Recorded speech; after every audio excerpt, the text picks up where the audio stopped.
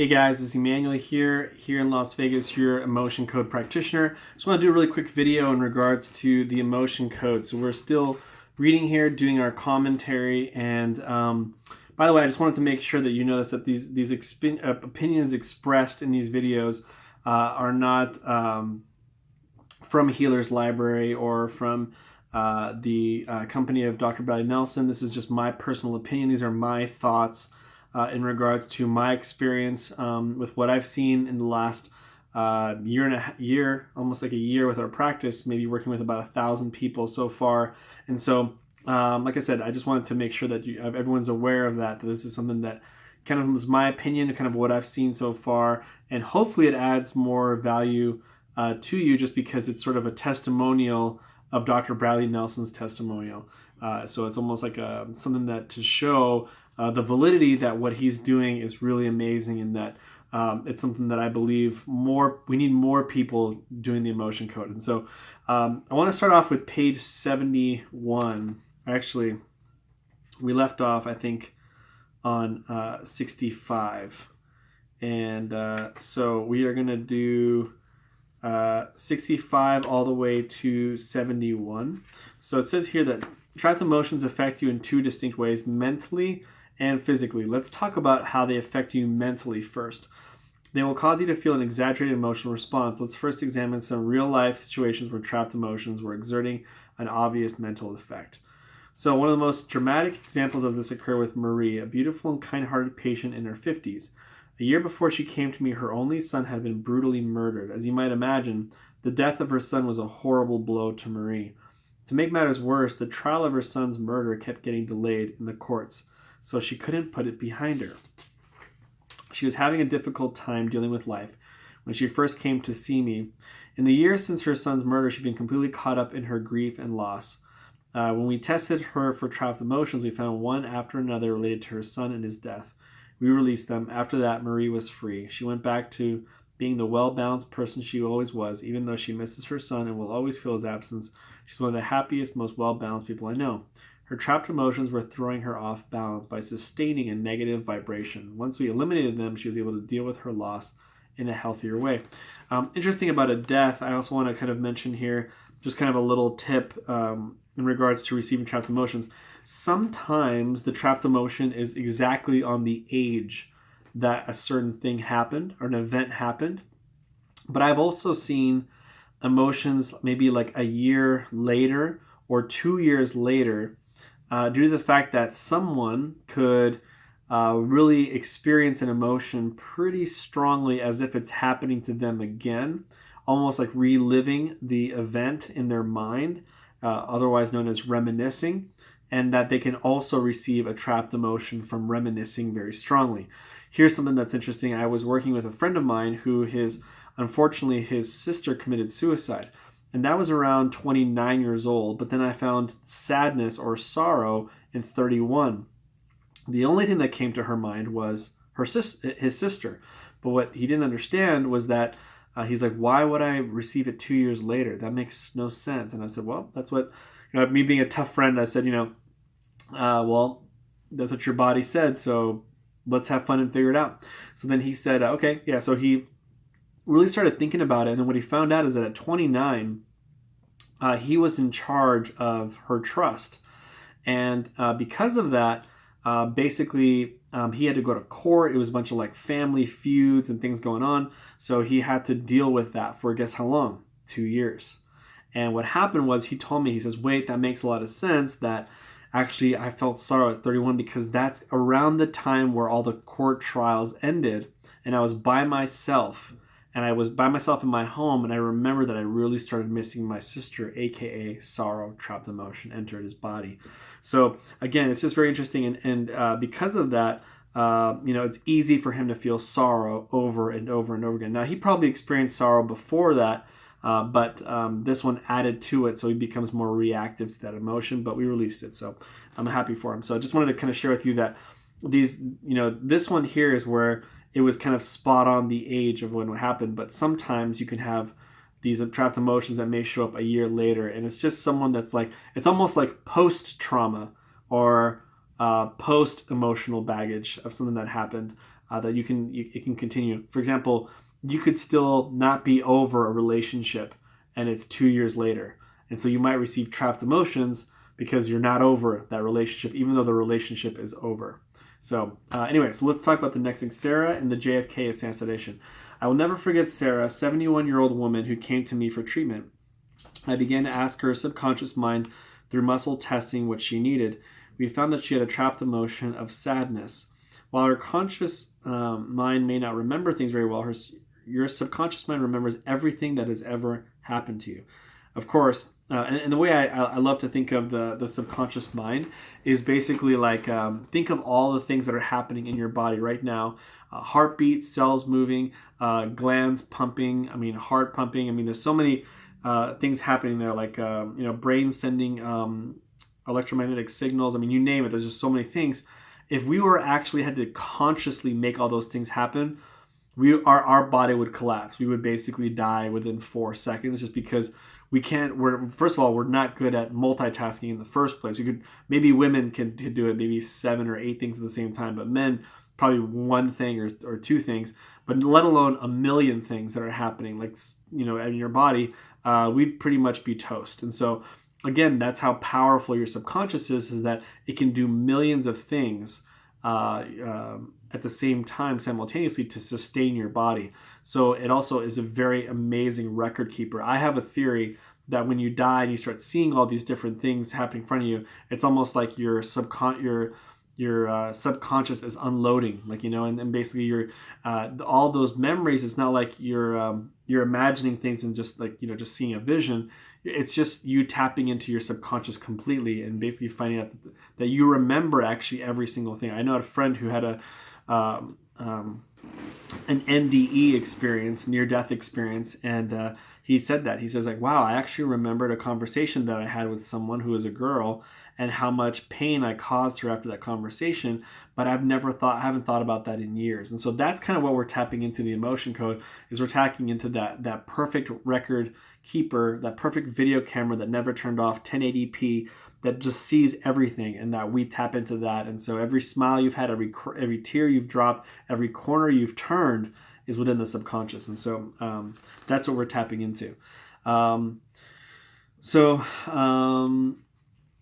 As I questioned Sarah's subconscious mind about this trapped emotion, I tried to determine when it had occurred. It turned out that the emotion of sadness had become trapped in Sarah's body in 1963. On a hunch, I asked, is this the sadness about the assassination of John F. Kennedy? The answer her body gave through muscle testing was yes. The moment we arrived at this, she burst into tears. As her tears flowed, she said, oh yes, that affected me so deeply. And then when President Kennedy's son, John Jr., died in that plane crash a few years ago, it brought it all back to me. I couldn't do anything but cry for days. If you're old enough to remember that day in November 1963, you'll recall how shocking and sad it was. On that day, Sarah's whole being was filled with sadness. That emotion was overwhelming. It was too intense to be processed by a physical body, and as a result, it became trapped. Trapped emotions affect us emotionally. Trapped emotions generate a specific energetic vibration. They're also associated in our minds with specific kinds of events. In Sarah's case, the emotion of sadness resonating at its own particular frequency was specifically connected in her mind body to the sudden death of a Kennedy.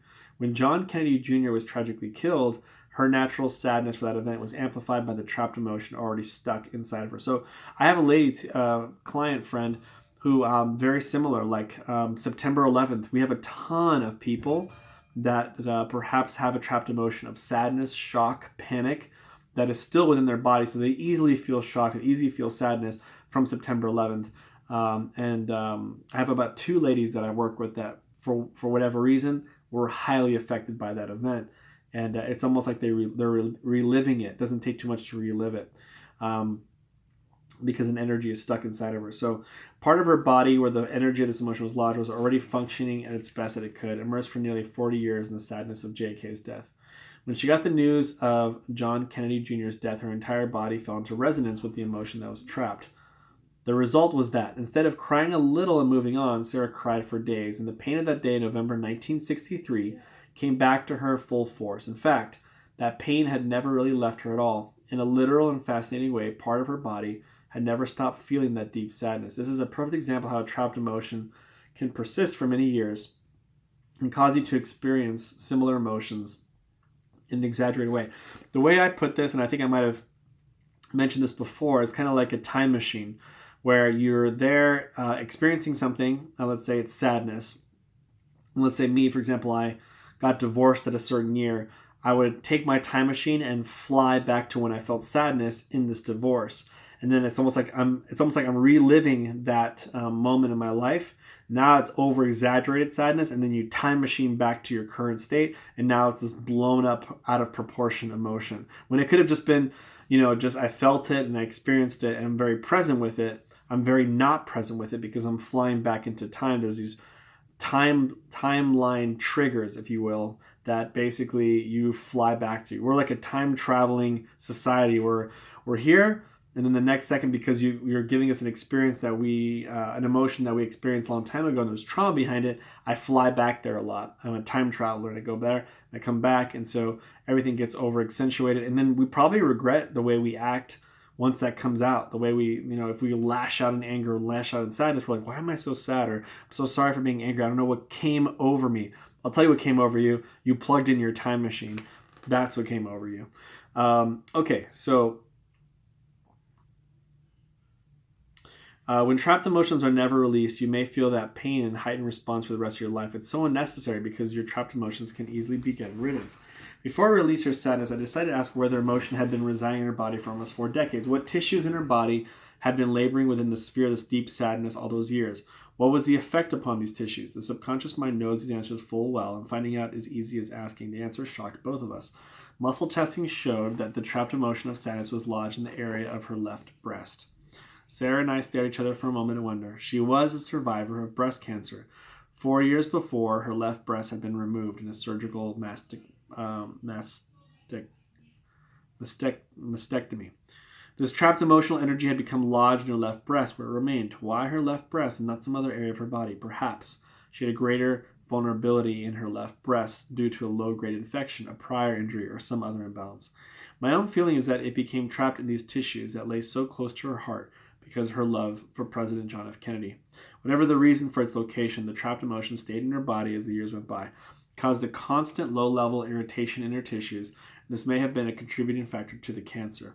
The signs were not recognized soon enough, and ultimately her left breast had to be removed to save her life, but the sadness remained. Releasing that trapped sadness from her body helped her to heal emotionally. I only wish I could have discovered it years earlier, which might have helped her avoid a lot of pain and suffering, might have even helped her avoid breast cancer. Okay, so we're going to do one more paragraph, or one more page here. We're on page 70 now. The physical effects of trapped emotions. Tissues that are continually being distorted by a trapped emotion will eventually suffer the effects of it. If you take a magnet and hold it close to an older tube-type television screen or computer monitor, you will see a very visible distortion of the picture. This is because the magnetic field is interfering with the normal flow of electrons in the screen. If you get that magnet too close, or if you leave the magnet there long enough, it will create a permanent distortion and even ruin the screen. Trapped emotions affect the body in a similar way. After all, the body is energy, and so are trapped emotions. But trapped emotions are just a negative energy and distort the body's tissues, just as the magnet distorts the picture on the TV screen. I tell people a TV screen, or also taking away the magnetic charge of a credit card or a hotel card. So there is some amazing properties within magnets. And Dr. Bally Nelson, I think the way he found out about how magnets are so powerful is through a recommendation of a friend, and I believe he was using it on someone's arm who I believe had some type of either fibromyalgia and was just kind of rubbing on this arm that was having issues and lack of flexibility, and then all of a sudden she started moving her arm, and he's like, wow, just the magnet in itself, without even the emotional release, can assist people's bodies. So then he combined them both, and that's where he got the best results. Let's see. Trapped emotions affect the body in a similar way. After all, the body's... Okay, sorry, I read that.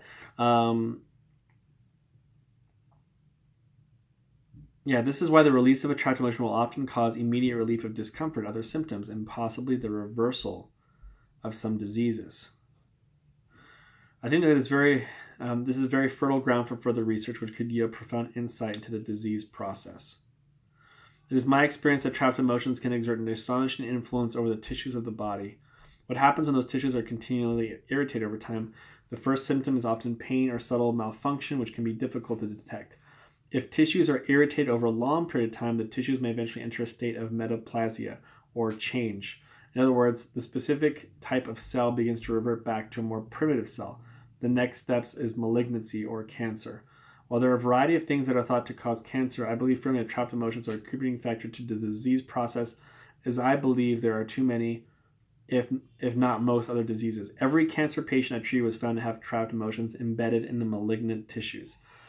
It is possible that some of these energies may have been attracted to the area precisely because the tissues were in a severe state of imbalance. While this is possible, even likely as the disease progresses, trapped emotions are, in my opinion, an underlying cause of cancer. It is vital that these trapped emotions be removed, even though they may have already contributed to the cancer. Once removed, they cannot cause any further damage in the years to come. So I just want to leave on that. My mother had pancreatic cancer. So this is kind of a very touching chapter for me because, it's, I think about all the time, like what I could have done to help her, that, what trapped emotions did she have that I wish I could have saved her from experiencing so that she wouldn't have to have a disease or have cancer. And she helped out so many cancer patients, but she couldn't help herself out. And so this is an important work. And so I'm glad we're looking into the emotion code, and I'm glad that you're looking into this book. Hopefully you gained some insights from what I was sharing. Feel free to subscribe below, and feel free to comment below. If you have any things you want to add to this chapter while we're reading, feel free to add below. We'll respond pretty quickly. I check the notifications all the time. This is a place where we can help each other, add value to each other, get more information out there. If you haven't bought this book, go to Amazon.com. You can get the Healer's Life. I bought this, I think, for like $15 or $20, but it's so worth it. This book is amazing. And I like the tangible pages. Why? Because I took notes in them, and so I love doing that. But also, if you do want to become a emotion code practitioner, you're thinking about it, feel free to email me below, codingalternative@gmail.com. I can send you some information on how to do that. So with that, wish you guys the best. I always end my YouTube video like this. If you, the world has a false notion that I'll take care of you if you take care of me, but if we just take care of ourselves, then we can authentically take care of others. And as we take care of ourselves, then we can change our home, our city, and we can also change the world. So with that, this is Emmanuel, your Las Vegas practitioner. Hopefully you enjoyed this chapter, and we look forward to talking to you soon. Take care. Bye-bye.